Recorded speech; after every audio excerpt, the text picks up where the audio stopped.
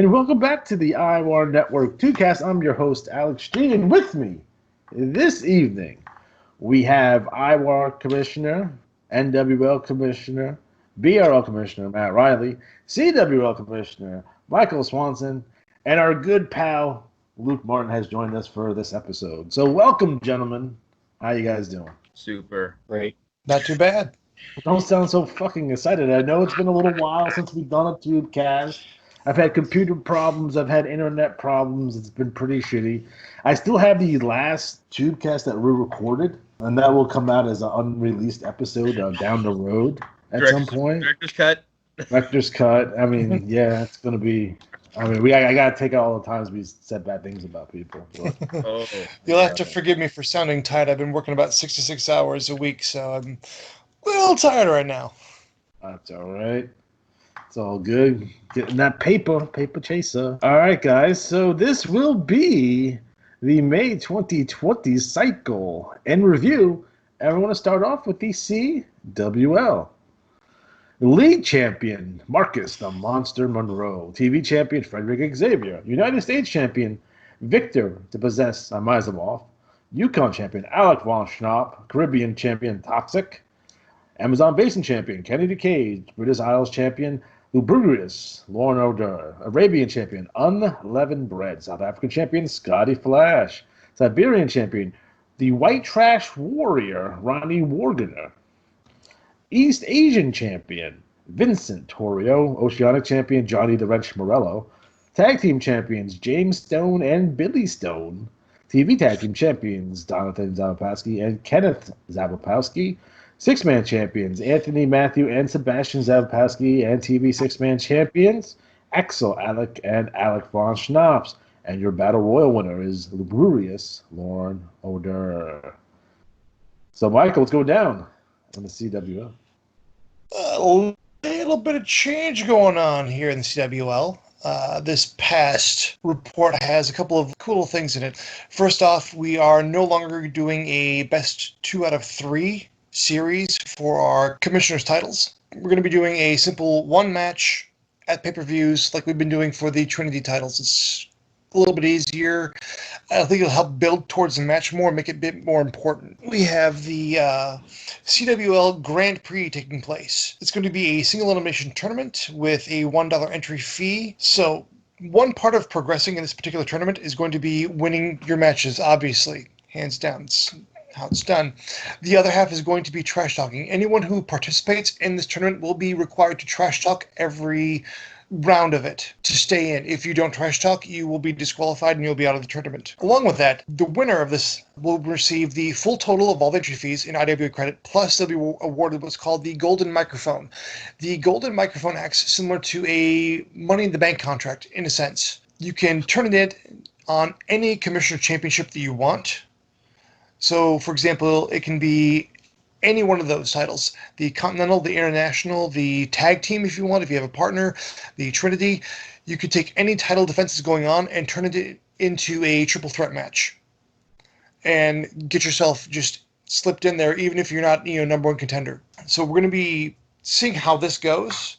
If this goes off well, once this one's finished and the person has, turned in the Golden Microphone, we can start doing more of these. We might even be able to do more than 1 or 2 a year, which would be really cool. It could be a continuous thing that we can get going on. You might have noticed that the report has taken on a bit of a new look, starting off with from the commissioner's desk, which has all of your announcements, that kind of stuff. Your CWL champions. Just below that, you'll have the current contenders. Now, this is going to change from cycle to cycle because it'll just show who is in the running for the Commissioners' Championships, say the Continental Championship. You take the top 10 of those, and then the next cycle will be the top 5, and then the top 2, and so on. So it's our new way of keeping track of those instead of having just a list of names with strike-throughs and all that. It just seemed kind of clunky. Moving on through all this, let's move on to Trash Talk. Tell me about what the hell Big Bad Bob is doing. I'd love to know what Big Bad Bob is doing because it seems like he's a cycle or 2 behind, or... That's what it seems like to me as well. I mean, he's still talking about Collision Course, which has already taken place. Right. and wrestler with no name who he already lost to. And then we got, stuff happening with Monster Truck Tanaka. He finally, said, hey, I don't want to be your tag team partner. But then with the attack last cycle, there was nothing forthcoming. When you get into a situation when you're reading like something like this, you have to understand that if they're behind, it's going to be very hard and difficult to interact with these guys. So you guys just try your best with that. You know what I mean? Just try your best with that. Kind of work it in. You can work it in like my suggestion, like he has fucking amnesia and shit. You know what I mean? And it's like 50 first dates and shit, right? Like there's things you can do.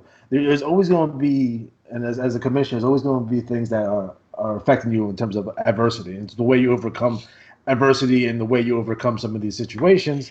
To kind of like, let's be creative here. Let's work it in. Anything goes. We play an imaginary wrestling game. Kind of anything goes. You can make anything that you want happen.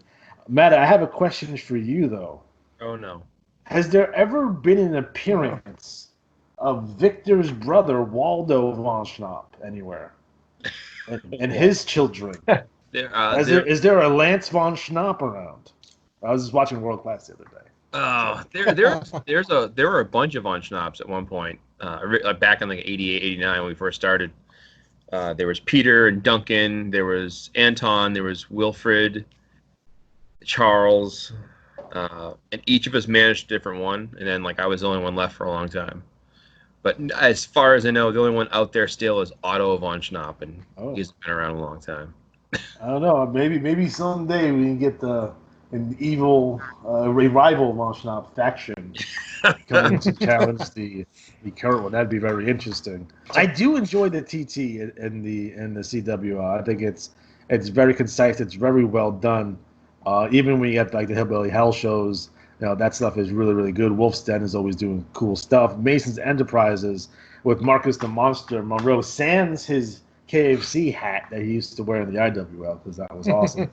Elijah Davis and Lauren O'Do, they're doing their thing. That's awesome. And then you have the Chaotix, top guys. Bottom line, there's no two ways about Kennedy Cage, Graham Underwood, and Frederick Xavier. No, they're top guys, and they're definitely a big asset to the CWL. A huge asset. Huge asset. Huge. Even the Von Schnapps, I mean, they're a big time, big name team and group, and again, I know guys that make big impacts in the CWL. You got your good friend Monster Truck Tanaka, who is awesome. He's been my favorite wrestler for an extremely long time. I think overall, I mean, could there be more guys talking? Absolutely. Like where's Victor Asimov? Where's Scotty Flash? Victor Asimov does talk every cycle. He could do a little bit more because it's usually just a little like a blurb about still dragging people to hell. Dragging people to hell and really fixated on the Von Schnapps. However, if we go down a little bit, you see Marcus Monroe. He's calling out Victor Asimov. I would love to see those two go at it. Oh, that's a dream match right there for sure. Hell yeah. You also have Graham Underwood challenging Scotty Flash. Scotty Flash, part of the Wolves Den, always doing a little bit. I would love to see Scotty Flash and Graham Underwood on the next pay-per-view, which is what he challenged him for. Might have to book that match. And even take Big Bad Bob. Even though he's like maybe a cycle or two behind, it's a fantastic write-up. It's a great write-up. It's a great attack. Puts both characters over. It's really, really well done. Which brings me to something else we're doing in the CWL right now. We're doing a trash talk of the tour. We're taking 3 or 4 different pieces of trash talk that fit a certain 3 criteria. Let me pull this up right over here real quick. For example, 1.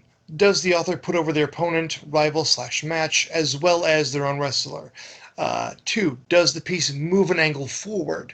3. Is it engaging? Does the trash talk bring the audience into what's being written, i.e. through humor, like the Oddball Express used to do, or violence, creative setting, storytelling?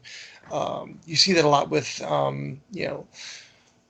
we could throw Mason Enterprises out there, the Von Schnapps, Hillbilly Hell show, when they were feuding with the Syndicate, or when Big John Stone and Marcus Monroe were trying to find out who was the best big man in the CWL. That kind of stuff is what we want to read about. And anything that fits those criteria are going to be put up onto a poll on Facebook on the CWL network page to be voted on.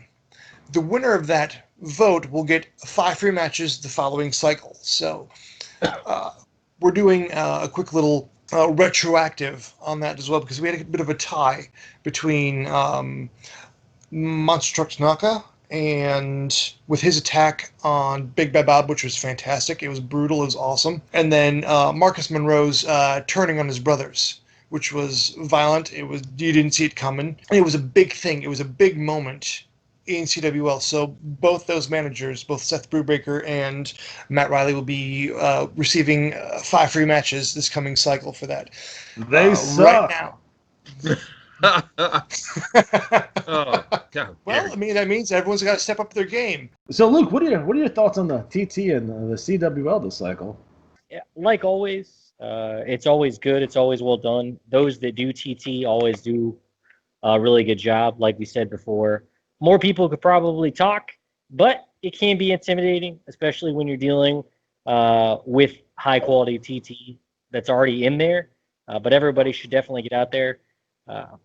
The ones that drew my eye, of course, were the Hillbilly Hell Show. Anybody that uses the J Drilla over there is I'm down with that. All right. I really like God, why can't I remember their name right now? The Briscoe brothers. The Briscoe brothers. Thank you. Yeah. The Briscoes, they're shit. No, they don't get a lot of the credit they deserve, but the Hillbilly Hell Show is always good. I enjoy their stuff. We talked about Big Bad Bob. He may be behind, but everything that he does always looks good. And then you have the Chaotix and the Monroes, but we already know that they always bring it, like we talked about, top guys. And then Monster Truck Tanaka. Of the young up-and-coming guys, I think he does the best in the CWL. If you're coming into a league and you want to draw attention to yourself, look at Monster Truck Tanaka and what he's doing in the CWL. He's not doing anything, overly complicated. He's just doing, he's calling people out, and he's driving the narrative forward, not just for himself, but for the whole league. Of the people that talk to CWL, those are the ones that drew my eye. All right, man. Sounds good to me. Next up, BBL Bloodbath League number 482. League champion, the Almighty Sheik. TV champion, the Phantom.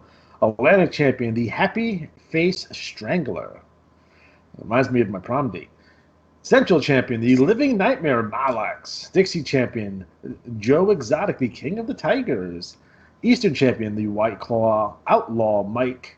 Mountain champion, the General Ulysses Monroe. Northern champion, the Patriot. Pacific champion, Joe Brody. Prayer champion, Serenity. Southern champion, Alpha Male XD. Western champion, the Onslaught Tim Hart. Tag team champions, MTG and Big Thad. TV tag team champions, Disemboweler Mongrel and Disemboweler Meathook. Six-man champions, Mr. Smith, Lady Swan, and Corporal Punishment. TV six-man champions, Highlight the Night Johnny Vegas, and the White Claw Outlaws. And your Battle Royal winner is the Living Nightmare, Malax. So, look, what are your thoughts on the TT and the BBL? Again, the BBL, they're getting better, and their TT continues to grow. We have a lot of people talking, and that's awesome, and that's what we like to see, and everybody does a good job. The biggest ones that drew my eye, first of all, was the Almighty Sheik. Just has a good look. He has been around for a while, and he continues TT, continues to put in the effort. That's always what we like to see. We also have the White Claw Outlaws. I mean, I don't know. Just the fact that they're called the White Claw Outlaws is absolutely ridiculous. But they're always doing a good job with their TT. You have the Math Club. I mean, there's really not a heck of a lot more you can say about them. They're always consistent. The Inmate Report is good as well.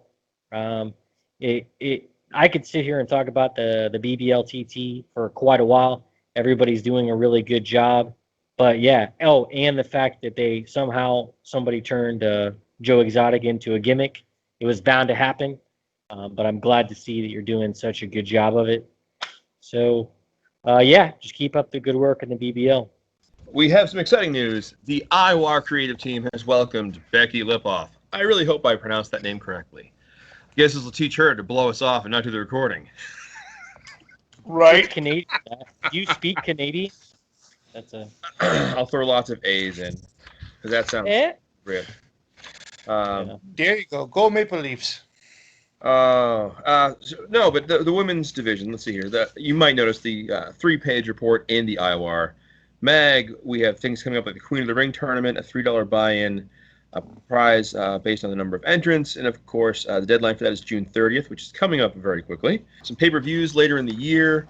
The women's ranking. So kind of a behind the scenes, what happened was Becky came to me and said, "Hey, I think I want to be a commissioner. What do you think?"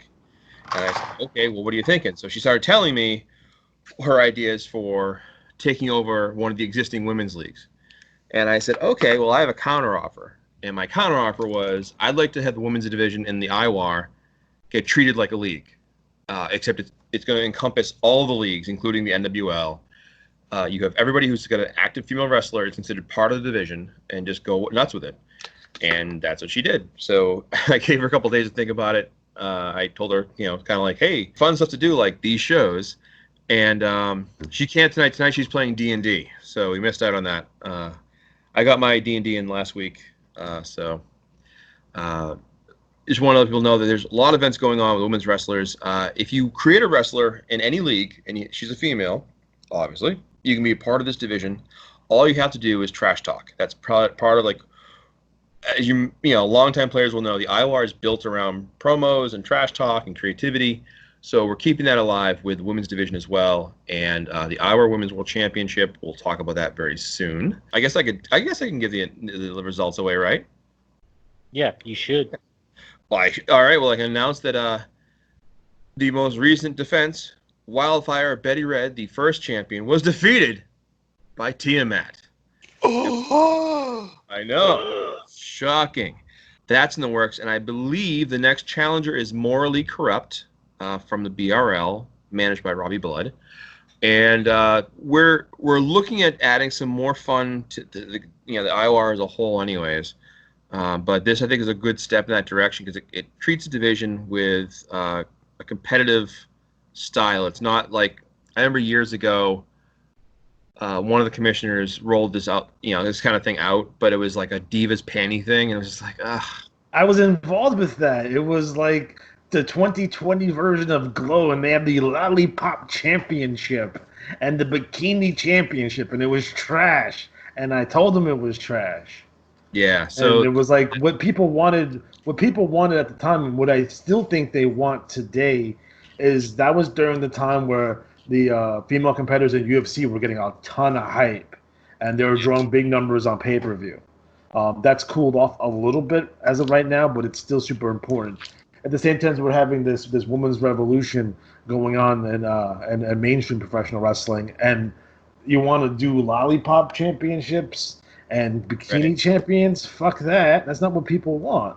Like, be current. It's not Glow or POW. I know you're a big fan of POW, Matt. But regardless of that, it's just like, we want to take this wrestling extremely serious and have it be super competitive, and that's what we're doing. I want to talk about how I defeated the patriarchy today. Made me feel super fucking motivated. I talked to my daughter about it. It was great. Okay, next up, NWL New Wave League number 149. League champion, Air Brian Nathaniel Burton. TV champion is the Jersey Joker. Atlantic champion, Wildfire Dan Van Love. Central champion, Murder. Can Murder be a babyface? Yeah, they can. We can talk about that in a second. All right, Dixie champion, Bulk Brogan. Eastern champion, Inferno. Mountain champion, Massive Love. Northern champion, Chubby Love. Pacific champion, the Hawaiian Heartthrob. Prairie champion, Hillbilly Kevin. Southern champion, Bulk Slogan. Western champion, the Unholy. TV champions, Love Burger and Massive Love. TV tag team champions, Air Brian Nathaniel Burton, Delivery Dan Airbnb. I get it. Six-man champions, the Hawaiian Heartthrob Fiction and Bulk Brogan. TV six-man champion, Rideshare Ryan, Air Brian Nathaniel Burton, Delivery Dan, and your Battle Royal winner is Wildfire Dan Van Love. So, Matt, what's going down in the NWL? Oh, there is a lot going on, and I mean this wholeheartedly. In the past 3 cycles, the last 9 weeks, we've had, I think I counted almost 50 new players. That's the most we ever had. Now, to give you perspective, we used to average 3 to 5, 3 to 6 on it. Like, like player would come in, we'd lose 1 or 2, then a couple cycles we'd lose another. So like you keep like 1 out of 5, 2 out of 5. Not only are they coming in, they're staying. Now, we have a lot of support systems in place. I'm actually, literally tonight, I'm in the process of redesigning part of the report for the NWL to make it easier for players to come in and like, this is, I mean, you'll see it, this report coming out, but it's like, circle of like, bang, do this, step 2, step 2, 3, 4, right? Make it easy. One of the things I think has helped a lot too, as far as player retention, is what I do now on the first page is I have a thing saying, if your name's on this list, contact me. We have now 37 tracked players, meaning either they've emailed me or they've contacted me through Facebook. Some players actually wrote to me as well. So you got the dick pics in there too. Right. Yeah. So, hey, whatever it takes to get a bonus. So there's a lot going on. We have the Clash Champions pay-per-view coming up with the Rumble in the Bronx #5. Now, quick question: will this come out before posting of the results? It'll be out this weekend. It'll be out this weekend. Okay, I won't give away the results because I wrote it all out.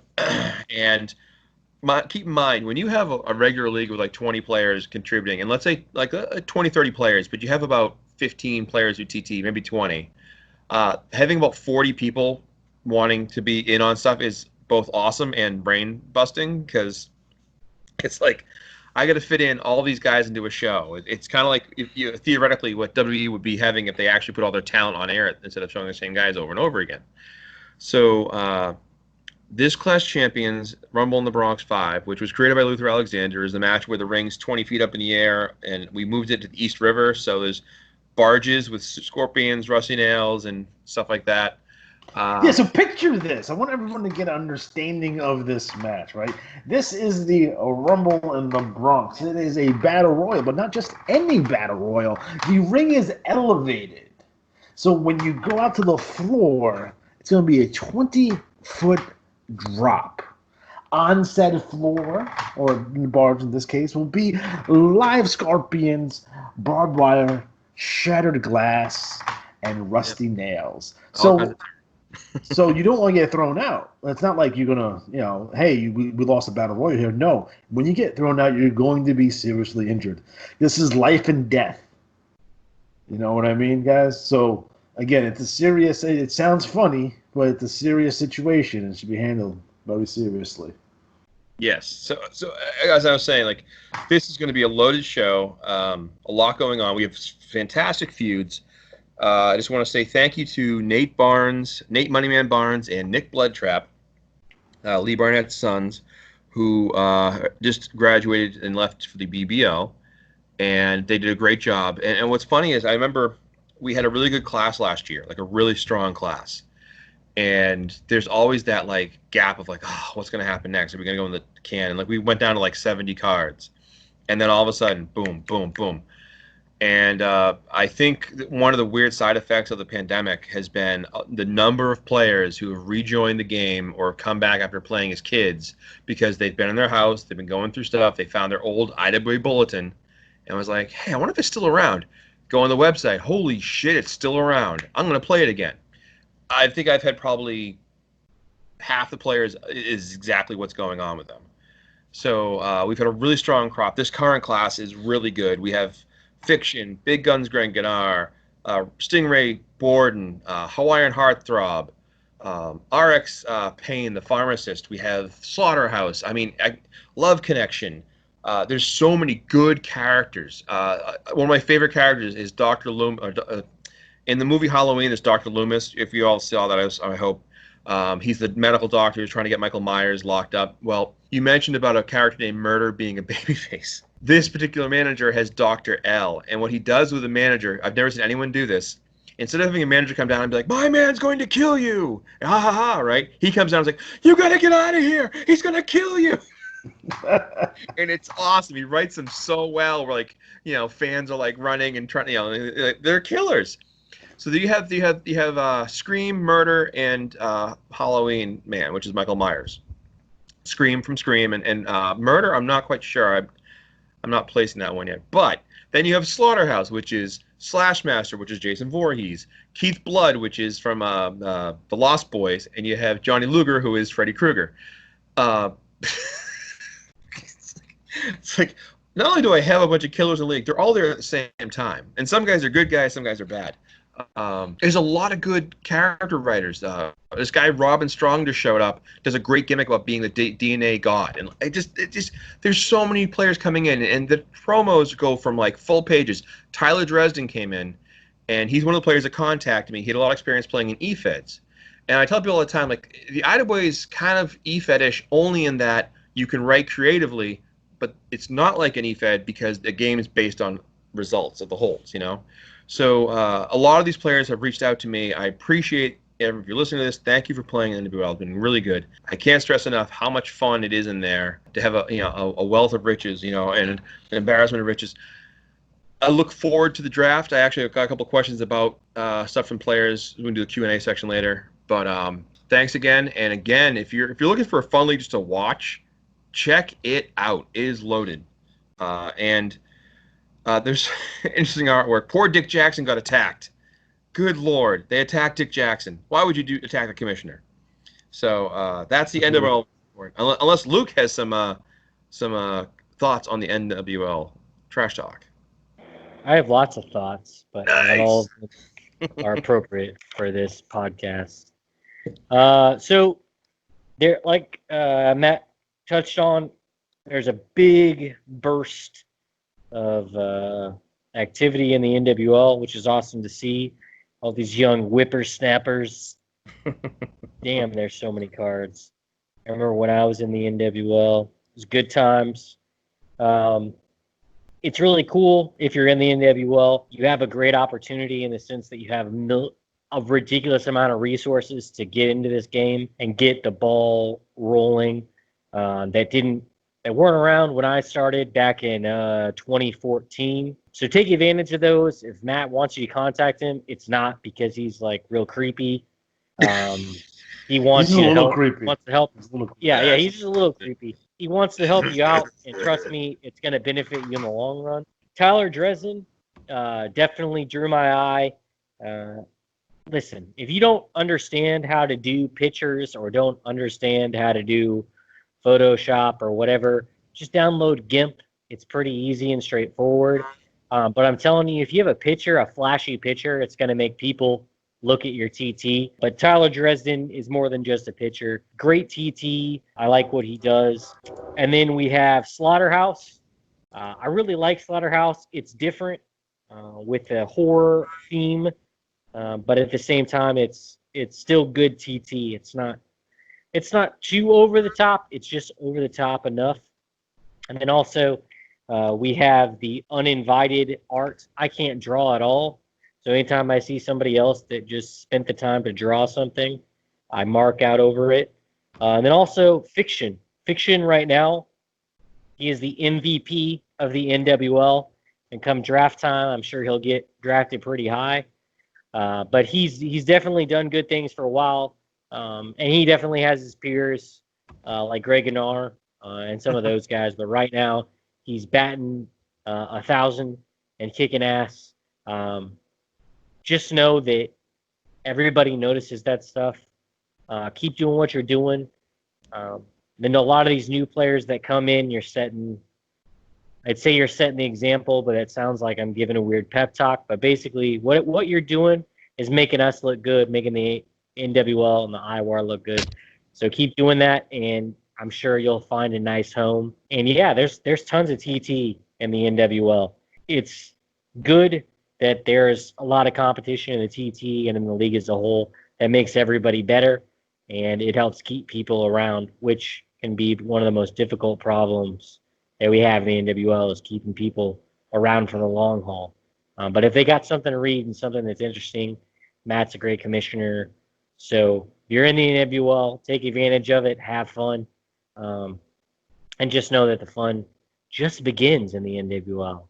It gets better as you move on to the rest of the IWAR and the IWA as a whole. So, guys, just keep in mind that myself, Luke, and Michael all graduated from the NWL.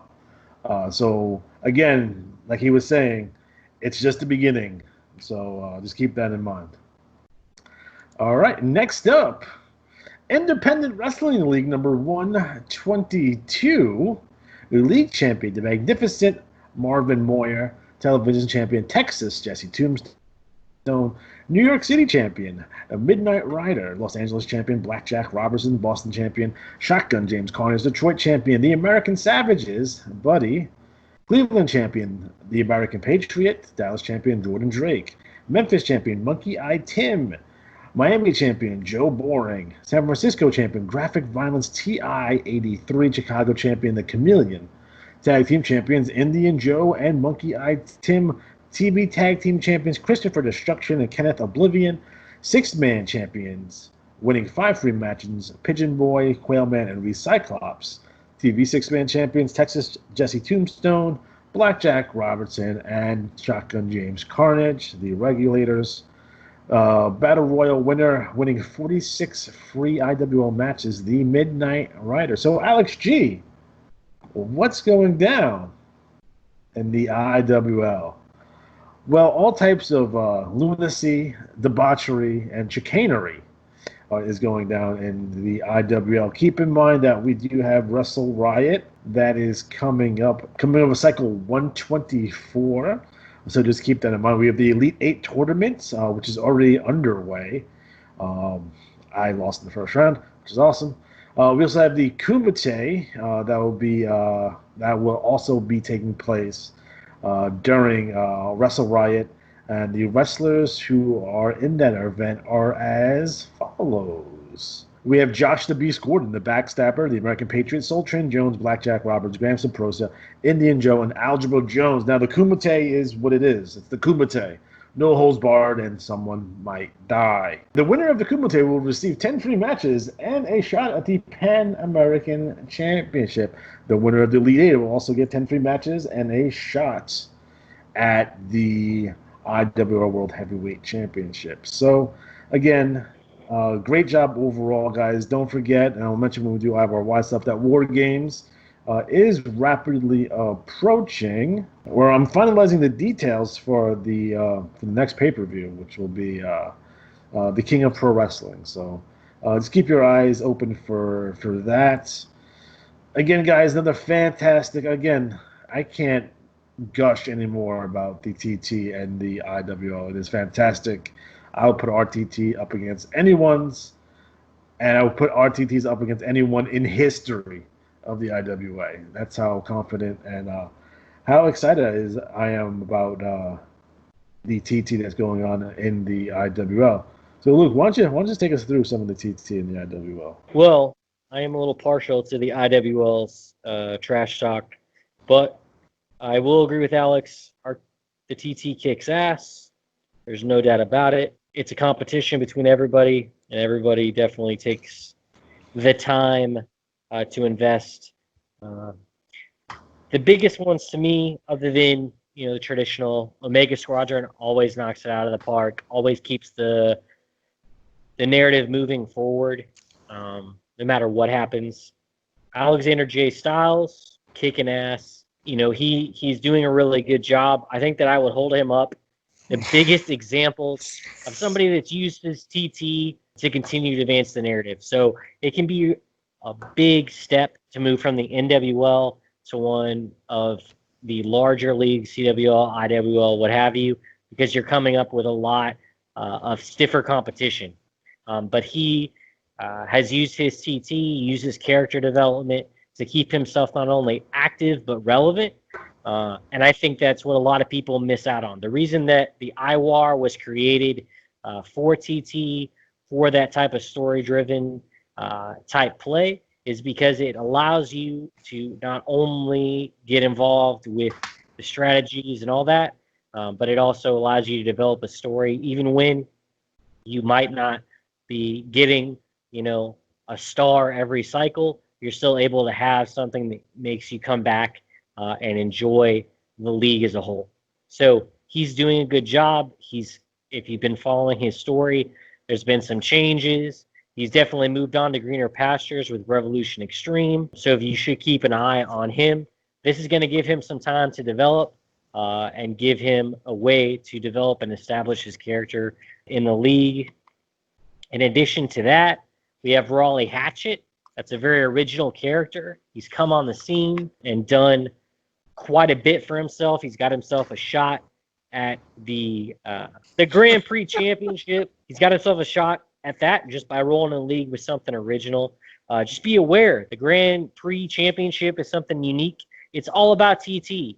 The person that is the title holder, the person that they start a feud with, is going to get a shot at that title. So if you want a shot at that title, all you have to do is put out some TT that catches that individual's eye, and maybe you can get yourself up there, but I highly doubt it because, Revolution Extreme is the best and you suck.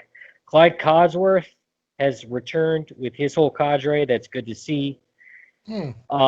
Also, I want to point out that I had to look up furries on the internet for Tiamat's fucking TT, and I am scarred for life. So if Sarah Whitewolf and Jackson Spartacus would like to show back up again, I'd really appreciate that because I'm going all the fuck in on this shit, and it's fucking. I don't like my search results are all fucked up now. Well, make sure you clean your search history. Did you run Red Panda out of the IWL? It seems like Tiamat has ran Red Panda out of the IWL. Look, Tiamat is a force to be reckoned with, and I don't want to say, but I may have killed two female wrestlers in the IWL because there's only room for one, and that appears to be Tiamat and Revolution Extreme. I mean, I don't want to put myself over too much, but I mean, I don't know. I don't know what to tell you. But no, honestly, the TT and the IWL, everybody that contributes always does something to move the narrative forward. So yeah, we are basically batting 1,000, and everybody that contributes, I thank you because you give me something to read month to month, and you keep me motivated. So thank you for that. And if anyone wants to take a look at what the IWL is all about, just read Fahrenheit's the 411. I'll give you a recap. Most times it's 2 pages. Last cycle it was 3 pages. That's how much stuff that we have going on. Again, I think it's a really good league, especially for new wrestlers to transition to, because there's stuff there's stuff going on, and it's easy to kind of find your way because we do have opposing forces where we have Revolution Extreme, and then we have Magnum TL and the Midnight Rider, and we have William Worthy and his bunch, and now we have Clyde Codsworth, who again is a name from the past, and he's fantastic. He's really fucking good. So just keep that in mind. He's really good, and he's a top guy. We have the regulators in. We have the Math Club. We have Omega Squadron. Like there's a lot of moving parts here. We have Mike Mason's in now. Which by the way, I found all brand new pictures for him, and they're fucking fantastic. I guess his modeling, the Viking stuff. Yeah, he has like this thing where he has a guitar with fucking spikes on it and shit. Like that shit was crazy. But it's on the poster for the King of Pro Wrestling because he's on that poster. But I think overall, guys, IWL, fantastic job. Keep up the good work. Again, don't forget to talk about these pay-per-views that are upcoming. If you hold the Commissioner's Championship, please talk about it. If you are the number one contender for a Commissioner's Championship, in addition, please also talk about it as well. Again, there's no point of having these championships if people don't actually talk about it. Again with the train? Fucking unbelievable. I like Soul Train Jones. I found this advertisement for the Deadliest Man Alive like inside of a comic book, and I just scanned it because people forget that he was once Black Belt Jones, and he's a legit martial artist. So, the Deadliest Man Alive. I thought that was fucking hilarious. There's a documentary about that guy. Like he's insane. Yeah. Like, if you ever like that guy that put all that shit out there, like he's legit fucking insane. Like he would invade other dojos and shit. Like, yeah, it's worth a look. Not Black Belt Jones, but the guy that actually put those Black Dragon Fighting Society things out there. Hey, whose weekly news and whose weekly world news shit is this? Oh, that's mine. I like the Mr. Jackson's past revealed. He's wearing Newport shit. And then he leaves. It happens. Oh, also, fuck Senior Lucha. I just want everybody to know that. That fucking, he's banned. Fuck the rules. I want everyone to look at that and see the truth. I'm not saying that I created that, but yeah, it's there. He always shows up when he's unwanted, interfering in people's matches. That dirty. I thought he was so broken he couldn't walk. He can't. He's an injured soul. You should take pity on him. Yeah. Whatever. I'm taking his fucking mask. That shit's gonna happen. That's where the money's at. I'm taking that mask. Black Demon Jr. couldn't do it.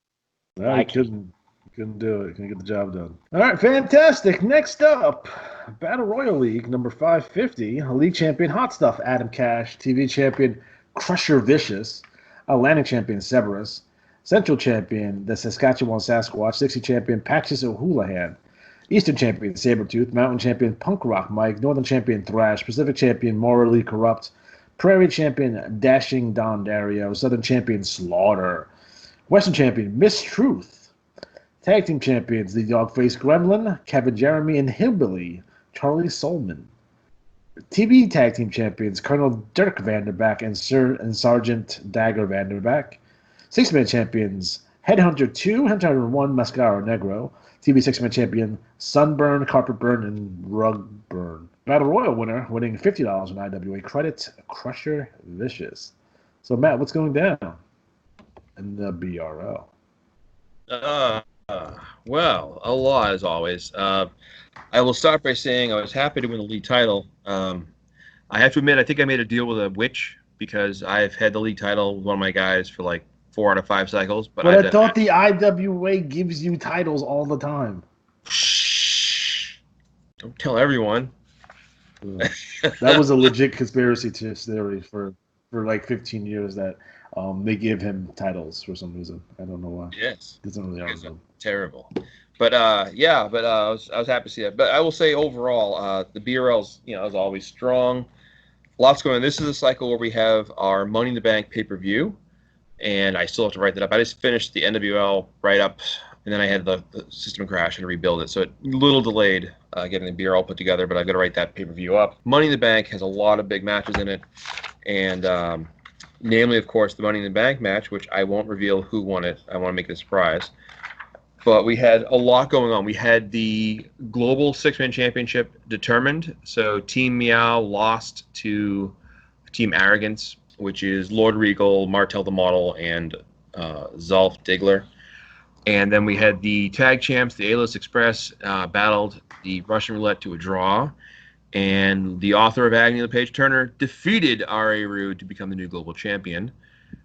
So there's all that. There's also some other matches going on. I won't go into all of them, but there's a lot going on. And what I find happening a lot in the BRL is players will write to me and go, hey, I want to feud with somebody. I'm like, okay, well, here's who's out there. And I'll list, like, if they're a heel, I'll give them good guys. If they're a good, whatever, vice versa, right? Problem I find is people want me to, like, be the intermediary. Just write the promo. Attack them. Like, go out. If you're a bad guy, attack them. If you're a good guy, tell them to knock off the attack. Like, I got enough going on. Just, pick somebody and go for it. There's a lot of do what you want to do. Right. Just make sure it's good. Yeah, I mean, just have fun with it. And what I often do is I kind of give people, like, the training wheels. I say, okay, you just came in. Here's a feud for you. And then once they're done with that feud, you can go and do what you want. And we also, I should mention, I'm thinking of it, the IWAR Tag Champions and the IWAR Six-Man Champions came out of the BRL or were among the winners. So that was cool, kind of surprise. it's been an interesting few cycles in the BRL. A lot going on. New players coming in, people shifting. We had a whole 5 players who were in multiple different angles just disappear. So I don't know if they went somewhere else. They transferred out. I don't know where. It happens. You had it happen with IWL. Although you had a Mr. Truth and I have a Mistruth. So you don't know if that's the same exact whatever. Anyways, I'm not sure what happened, but yeah. So whatever, it's fine. We'll figure it out. So next pay-per-view after this one is going to be a Magibash, and oh my God, that's going to be fun. I've just got so much on my plate this week. I'm a little delayed. So when you write 10 pages worth of material and it's all gone because it just didn't when you hit save, apparently it was not really, dude. It's a little frustrating. So I would just ask everyone in the BRL to keep it going. I know there's a lot going on and you feel like you're getting lost in the mix, but trust me, we're trying to keep a handle on things. I would always encourage people, if you want to bring a female wrestler in, that's fine too. And I would just say, with all that's going on, never be afraid to, contact me directly and say, hey, I have an idea for this or that, because we're always looking for ideas, unless it's something completely ridiculously stupid or it's going to paint somebody to look really terrible. We'll probably go with it. We want more fun. We want more, if you have an idea for one of the write-ups and you're like, hey, I'd like to have so-and-so do this, go for it. If you have any ideas for the IWL, you can shoot them over to Luke, and he can vet those for you.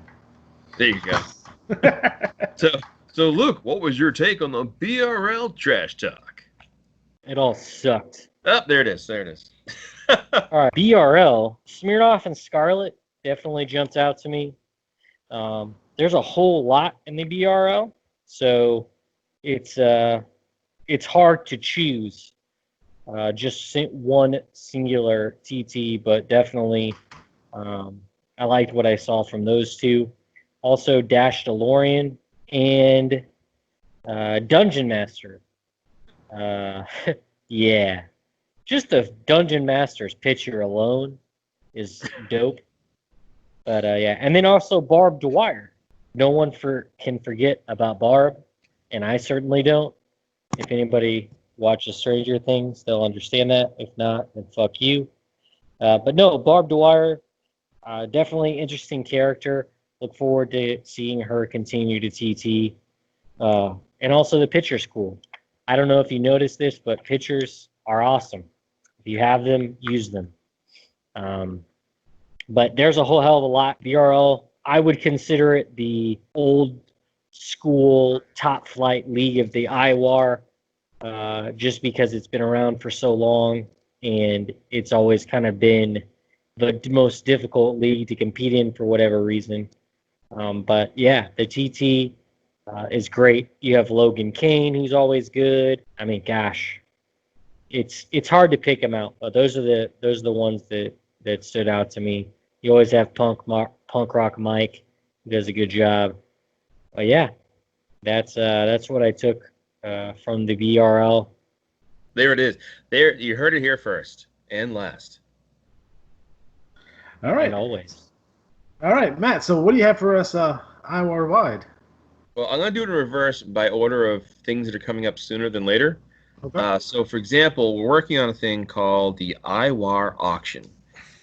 So, what is the IWAR auction? It's going to be kind of a throwback to, I thought it was more recent, but apparently back in 2011, 2012, we ran an old school auction block. Now, the IWA way back in the 90s, early 90s, late 80s, early 90s, did this thing called the auction block where they'd put a wrestler up and you could bid on them with your imaginary earnings.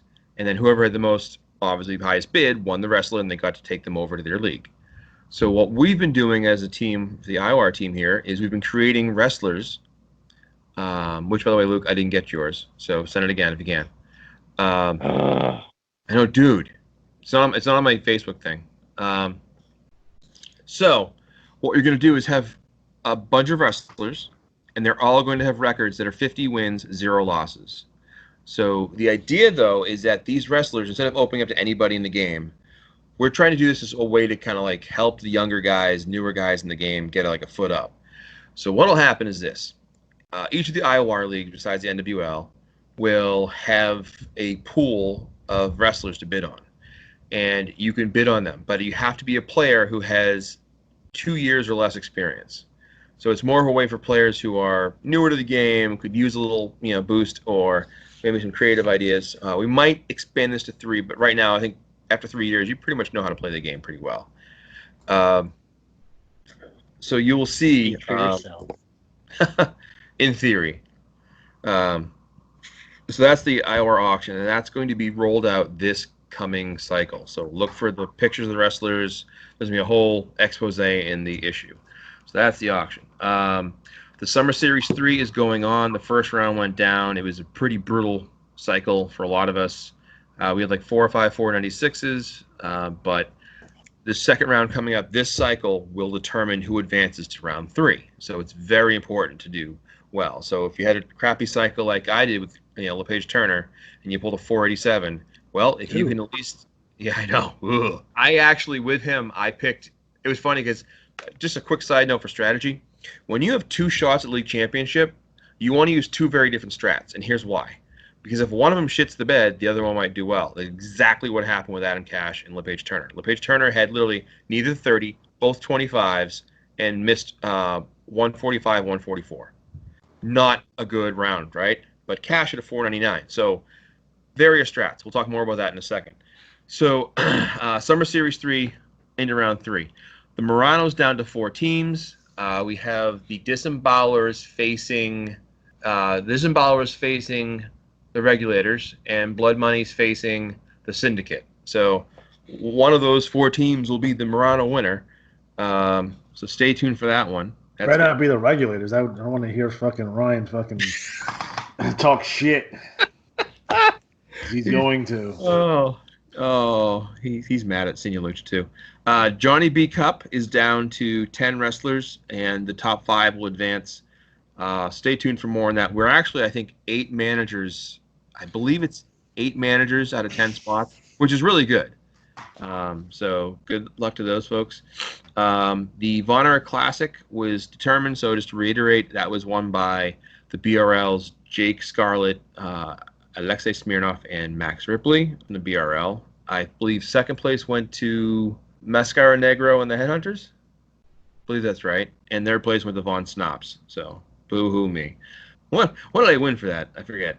Anyways, shifting into other IWAR information, the IWAR draft later in the year, I had a couple of questions from NWL players that were curious because they're graduating soon and they want to stay in the IWAR, but they're like, hey, if I go to a league, like if I go to the CWL and I'm playing there and I'm in the draft, is there a way to guarantee I can stay? And we always say, well, no. Outside of the fact, if you're like playing great and your commissioner wants to keep you, they can draft you or make trades. There's ways to make it happen. But we always tell people the draft now more than ever is a wild free-for-all. It's a shoot, brother. It's a shoot, and you work yourself into a shoot and then become a mark. We get legitimately mad at each other. It's awesome. I should tape those conversations, but they're inappropriate. We should. Night we do. I always tell play. We revealed it last year. We do the draft a week ahead before it's actually like the results are revealed, and it is one of the most entertaining nights. We're all swearing at each other because I wanted somebody and you took them, or vice versa. Or we're trying to pull off trades. It's awesome. We should tape that show because that's ridiculous. It is ridiculous. Maybe we will. I don't know. It's a good thing none of us live close to each other because there'd be murders. I will say this though, the premium in the draft is on players who write really well. We're not looking for like someone to come in and be like, you better be a world championship material. Like we don't care about hitting reports. We care more about keeping it the style of play and perpetuating it. So show us what you got. I can tell you right now, the NWL is loaded with players, but this is open to players across the game. So if you're like, hey, my wrestler so and so, we will say though, if you've made it a habit of being like, I want to be in your IWAR draft, and then you bail on us, you're banned. We're not going to have you in the draft. So if you already did it once, bye-bye. So that was the question about the draft. The other question was about who is winning the draft contest? Who won the draft contest? Oh, that's a good point. This past year, I should say, when we have the draft, everyone in the draft competes, and highest score or amount of points earned by IWAR rankings. And this year it was the Velociraptor. Damn right it was. Hell yeah. He won with 135 points, which is double the previous record. So he smashed the record. He had a really good cycle, like first or second month, and got elite and all those other crap belts. So. Good. Thank you, Randy Angel. Well done. And now we'll be doing a thing similar with the IWAR auction, where once the wrestlers are in place, we'll track their scoring, and whoever has the most points will win a Revolution title shot. So there's that. I think I'm looking at my notes. So I scribbled real quick. Personal attacks. Just a reminder: keep personal attacks and keep trash talk as a general rule PG. I know a lot of us here are we're swearing like crazy sailors here. But for the most part, in print, the game includes kids that are 10, 11, 12, 9. Sometimes you can tell by their promos and TT. Other times you can't. But they're out there. And just say as a courtesy, just keep the trash talk. You can be clever. You can be, suggestive. But outright, just nasty shit or being a dick. Keep in mind who's playing. And I think I can't read what the hell I wrote here. 5 something. So that's great. All right, guys, don't forget about War Games. War Games is coming up real soon. Again, $5 entry fee per team. If you have 5 different managers on the team, each manager should be contributing $1 and sending that in. And please send me not only your team, please don't send those to Matt. Send them to me, please. Because then it's a good possibility it'll get lost in the shuffle. Yeah, because I send me all the members of your team and your team name. That's what I need. So if it's Revolution Extreme, it's going to be Neo Dragon, Tiamat, Alexander J. Styles, Luther Alexander, and Che Guerrero. That's my team, and we've already sent in our money to the IWA. At least I think we have. Well, I know I have. So please just keep that in mind. Team name and the members of your team. Again, I'm gonna have to track all the stuff and the strategy stuff and stuff like that. So keep that in mind. War Games it's rapidly approaching. What's the date on War Games, Matt? Oh, the date of the event, I believe August. Hold on, I look it up right here. You got 3 cycles, right? Yeah, about that. I know it's June, 2 in July. Yeah, so 3 cycles. And just to reiterate, people. It's not $5 per entry, because I had 3 people for one team email me or message me and be like, I want my $5. I'm like, you don't all have to pay $5. One person. So I would say if you did spend $5 and then away $5, just take $4 in credit and tell them what happened, and they'll be fine. I'm sure. Don't forget that I just sent in my stuff and said Alex G is going to pay. So if you want to do that, that's what I do for almost. Wouldn't be the first time I've ever paid for my team. Just keep in mind, guys, that 100% of the profits. So again, if we have 5 teams, that's $25 of IWA credit. If we have 50 teams, that's I don't know what I'm saying. If we have 10 teams, that's $50. So just keep that in mind. It could be a big money prize, big money. So again, we'll split that up. Again, if there's 5 of you on the team, you're going to be splitting that 5 ways. If there's 3, that you're going to split it 33 and a third percent or whatever. So War Games is coming up again. It's a one-night tournament, and it is War Games, but in the tournament format, and someone might actually die. So yes, I have 2 more things, by the way. Okay. Breaking IWA news. First is that next cycle is the state championships, and every year we get a lot of wrestlers from the IWAR that enter. And win. I think the record is 23 titles or state titles won. So let's break that record. And also, just today announced that the IWA is installing a new rule: 50 wrestlers per player max in any federation.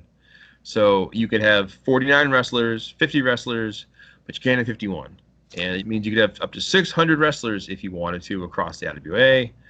People do this, not that many, but that new rule is in place as of this coming cycle. So I just want to keep that in mind before we get hate mail. We had absolutely nothing to do with this. Yeah. It's like I was like, what? Yeah, I was shocked. I was like, what is this? There's some wrestlers that have like 150, 200 wrestlers in a Fed, and that's their business. Yeah. We have nothing to do with that. All right. But nice job IWA, kind of making it more competitive for everyone. All right, fantastic. Michael, you have anything? Four Corners Invitational. Okay. Yeah, we are down to the finals in the Four Corners Invitational. It has come down to the Almighty Sheik taking on Double R Rob Ratliff, Dashing Don Dario, and Makashi Matsuhara in the finals. Next cycle, we will find out who's going to take home that huge prize of $51. $51 in IWA credit. And Holy crap. yeah, it's a lot of money. It's a lot of money on the line. So, I mean, true, the other three finalists will get $10 in IWA credit, but that, the grand prize is $51 in IWA credit, and we are down to the last four guys, and it's going to be awesome. I'm really looking forward to this. Yeah, man, that's a CWL signature event, IWAR wide. It's fantastic. Man, I'm excited. I'm excited to see what goes down there. All right, guys. Anything else before we call it a night here? I What would about the say Q&A session? No, I fuck thought there that. were questions. Do we have Q&As? Oh, yeah, it was just about the draft. That was the big question. Okay, so we answered that question. We'll do it. We'll do an official Q&A. All right, guys. So we are officially out of time. So for Matt Riley, for Derek Tuttle, for Luke Martin, for Michael Swanson, I'm Alex G. Have a good night.